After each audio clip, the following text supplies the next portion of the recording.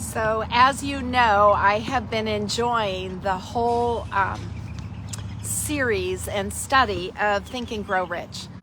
And it is Napoleon Hill's book that is from 1937. And he has 12 steps, 13 steps, I don't know, we'll get there, of how to think and grow rich. And today we are on step 5. And step 5, I'll remind you, is first of all, tap into that burning desire or passion you have. But step 5 is once you have that, once you have accelerated it, fired it up, got it all going, then you need to step into imagination. Now he asks, how strong is your imagination? Now there's synthetic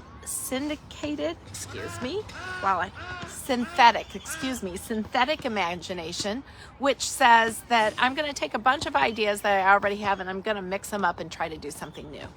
He also then talks about creative imagination, and that creative imagination says that once I get excited about something, I'm going to be in direct communication, and I'm going to quote him, with infinite intelligence. And in being in direct communication with that infinite intelligence, I get this spark or this idea or this thought that pops into my mind that's new and creative and hasn't been thought about. Now, to make his point, he tells the story of an old, worn-out salesperson that had a kettle and a paddle and a piece of paper.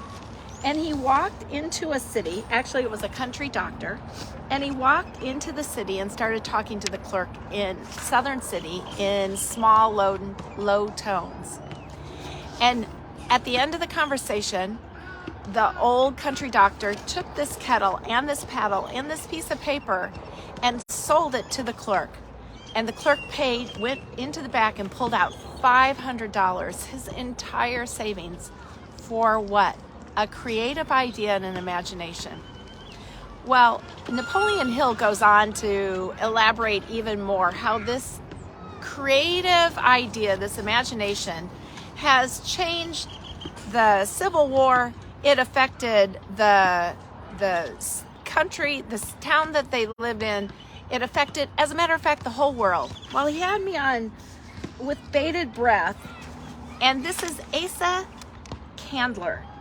And he said, as a matter of fact, this is Napoleon Hill, this world-famous drink is fitting for the author to confess that the home city of the drink supplied him with a wife. Also, the drink itself provided him with, catch this, stimulation of thought without intoxication, and thereby serves to give the refreshment of the mind that the author must have to do his best work. Well, what he was referring to was Coca-Cola. And it was a small town clerk. Now that formula that was on that piece of paper is still tucked away now it's in Atlanta in the whole Coca-Cola, the world of Coca-Cola.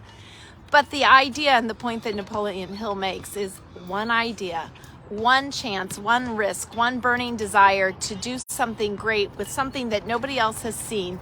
An idea pops into your head. That creative imagination can truly change the world. So what about you? What thoughts have gone through your mind that you need to stop and say, hey, what could I really do if I sat and thought about this? More on what to do with it next week.